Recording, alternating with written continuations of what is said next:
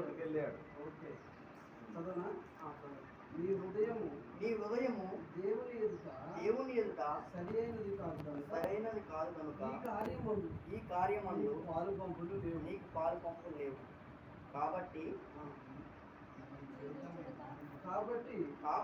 ఈ నీ చెడుతనము మానుకొని మారు మనస్సు నుండి ప్రభువును వేడుకొను. ఒకవేళ నీ హృదయాలోచన క్షమింపబడవచ్చును.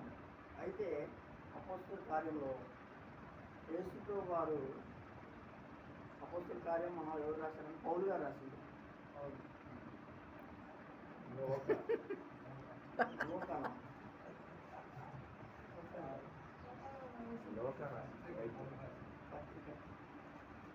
అయితే ఇక్కడ మనం చదివినంటే చిన్న ప్రార్థన చేసుకున్నాం.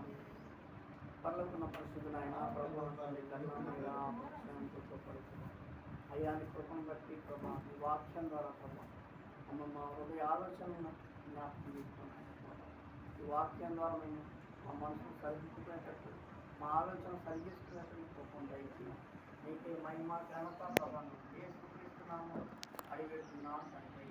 ఆమేన్. నీ హృదయం దేవుని యొక్క సరైనది కాదు కనుక ఈ కార్యంలో నీకు పాలు పంపులు లేవు అని ఎవరు అంటున్నారంటే అపోస్తల కార్యంలో పేతురు గారు ఎవరి గురించి చెప్తున్నారంటే అక్కడ గాడి చేసే సీమోన్ అని ఒక ఉన్నాడు. ఆ సీమోన్ ఏం చేస్తారంటే గాడి అంటే ఇప్పుడు మన మాయలు ఎక్కువగా గాడి చేసి మాయలు చేసేవాడు. మాయ మాట చెప్తూ ప్రజలు మోసం చేసేవాడు. అప్పుడు దాకా సీమోన్ అనుకున్నా నేనే గాడి చేసేవాడిని, నాకు గొప్ప లేదని చెప్పేసి ఆయన చాలా గొప్పగా తన కార్యాలు చేసుకుంటూ ప్రజలను మోసం చేస్తూ చాలా ఇబ్బంది గురి చేస్తున్నారు. అయితే చేస్తూ కాలంలో అక్కడికి ఒక పాస్టర్ గారు వచ్చింది. పాస్టర్ గారు పేరు ఏంటంటే ముందుకెళ్ళిన తర్వాత 17 పేతురు యోహాను. అప్పుడు పేతురు యోహాను వారి మీద చేతులుంచగా వారు పరిశుద్ధాత్మ పొందిరి. అపోస్తలుల చేతులుంచడం వల్ల పరిశుద్ధాత్మ అనుగ్రహించబడను.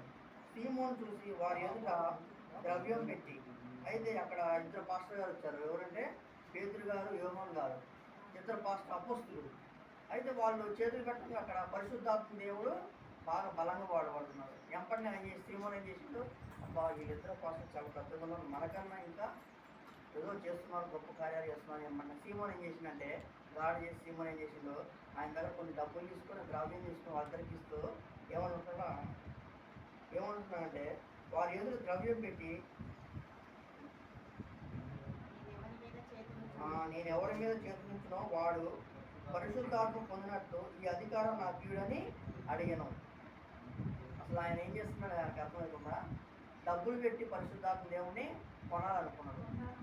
మనం కూడా కొంతమంది ఏం చేస్తారంటే అయ్యగారిని మనం కొంతమందిని పిలిచి మా అయ్యగారు ప్రార్థన చేయించుకోవడం మన స్వస్థలోనని డబ్బులతో కొనాలనుకుంటారు. కానీ పరిశుద్ధాత్మ దేవుడు డబ్బులు ఉన్నా లేకపోయినా కానీ మనం చేసే క్రియలను బట్టి, మనం చేసే పనులు బట్టి, మనం ఉండే నడకం బట్టి పరిశుద్ధాత్మ దేవుడు వస్తాడు.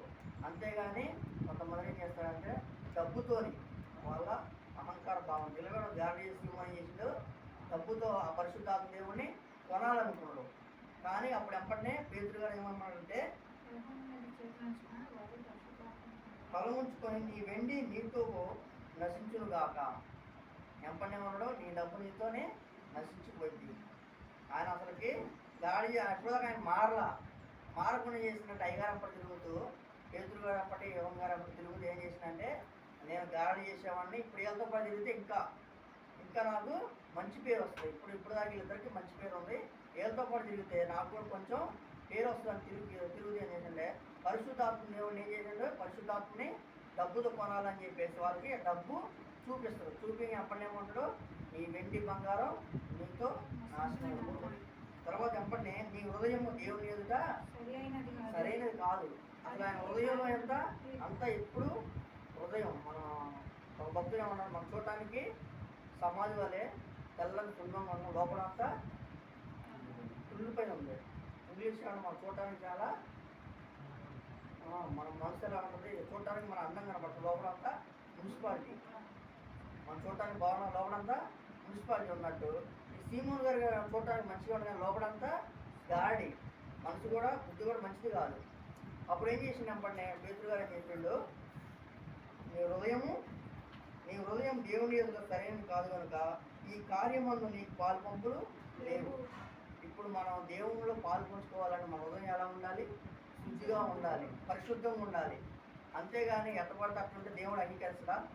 మనం పాపం చేసి దేవుడి దగ్గరకు వస్తాం, కానీ ఆ పాపను ఒప్పుకోవాలి. కొందరు ఏం చేయాలి? కొనుక్కోవాలనుకుంటారు, పాపాన్ని తప్పుకుంటారు, బయలుపరచరు. మనం కొన్నిసార్లు నీళ్లు స్టాక్ ఏమవుతుంది? కంపు వస్తుంది. అదే పారుతూ ఉన్నట్టే శుద్ధీకరణ అవుతూ ఉంటుంది. మనలో కూడా పాపం కొన్నిసార్లు ఏం చేస్తుంది? పటపంచలు అయిపోతుంది. అంటే లోపల కుళ్ళిపోయి అది పైగా